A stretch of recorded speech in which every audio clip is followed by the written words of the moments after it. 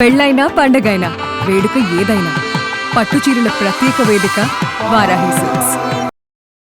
నమస్తే, welcome to Suman TV. నేను పద్మిని. ప్రస్తుతంతో పాటు ప్రముఖ ఆధ్యాత్మికవేత్త, ఆస్ట్రోన్యూమరాలజిస్ట్, ఎనర్జీ వాస్తు స్పెషలిస్ట్, శ్రీ విద్యోపాసకులు శ్రీమతి జయప్రద గారు మనతో పాటు ఉన్నారు. మాట్లాడదాం. నమస్కారం అండి. నమస్తే అమ్మా, శ్రీమాత్రే నమః.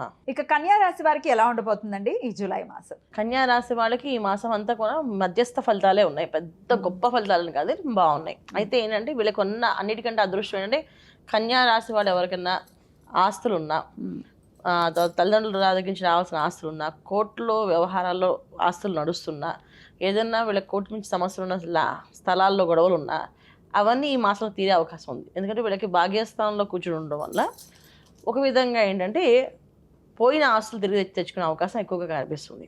ఒకటి. రెండోది ఏంటంటే గురువు ఒక లాభస్థానం, గురువు దశమస్థానంలో ఉండడం. గురువు దశమస్థానంలో ఉండడం వల్ల వీళ్ళకి ఏంటంటే ఖచ్చితమైన పెద్దవాళ్ళు ఇచ్చిన ఆస్తి, స్థిరాస్తి ఏదైతే ఉందో ఆ ఆస్తి ఏదైనా ఇబ్బందులు ఉంటే ఆ ఆస్తి నుంచి బయటపడే అవకాశం ఉంటుంది, ఆ ఆస్తి వీళ్ళకి వచ్చే అవకాశం ఉంటుంది. రెండోది ఏంటంటే తల్లిదండ్రులు వీళ్ళకి ఆస్తి ఇవ్వాలనుకునేది అది డివైడ్ చేసి ఇచ్చే అవకాశం కనిపిస్తుంది ఈ మాసంలో. సో కన్యా రాశి వాళ్ళకి అదృష్ట యోగాలు ఏంటంటే ఈ విధంగా ఆస్తులు ఒక విధంగా రావడం అనేది అదృష్టం. ఇక వ్యాపారాన్ని ఉద్యోగం చేసుకునే వాళ్ళకి సామాన్యమైన ఫలితాలే ఉన్నాయి, దానివల్ల ఎటువంటి ఇబ్బంది లేదు. అంటే గత మాసానికి ఈ మాసానికి పెద్దంత మార్పు ఏం లేదు.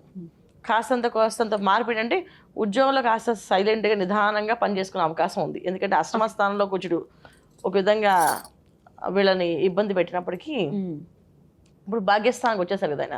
అందువల్ల ఉద్యోగాల్లో కాస్తంత ప్రశాంతంగా చేసుకునే అవకాశాలు, ప్రయాణాలు కొంచెం ప్రశాంతంగా సాగే అవకాశాలు, కొంచెం ప్రయాణాల్లో గత మాసంలో కాస్తంత ఇబ్బందులు, కాస్తంత అడ్డంకులు, ఆటంకాలు, కొన్ని చిన్న చిన్న ప్రమాదాలు ఇలా జరిగినప్పటికీ ఈ మాసంలో అలాంటివి ఏం జరగకుండా ప్రశాంతంగా వెళ్ళే అవకాశం ఉంది.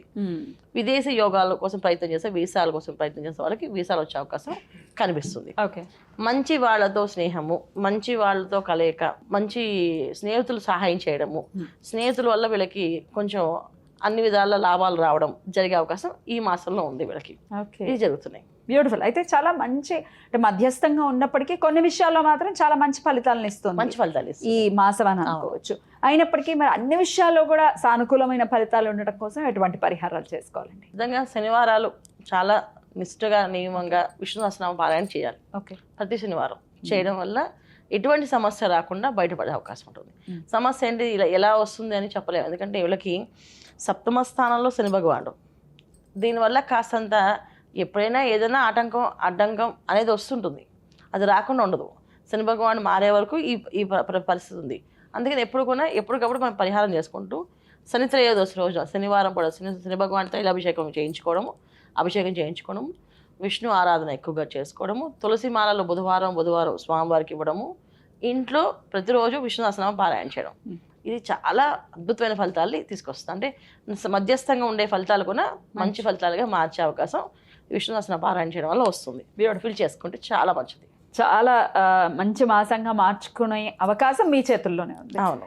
ఖచ్చితంగా విష్ణు ఆరాధనతో ఖచ్చితంగా కన్యా రాశి వారికి చాలా బాగుండాలని మనస్ఫూర్తిగా కోరుకుంటూ ఇక నెక్స్ట్ వీడియోలో తులా రాశి గురించి తెలుసుకుందాం. థ్యాంక్ యూ అండి. నమస్తే.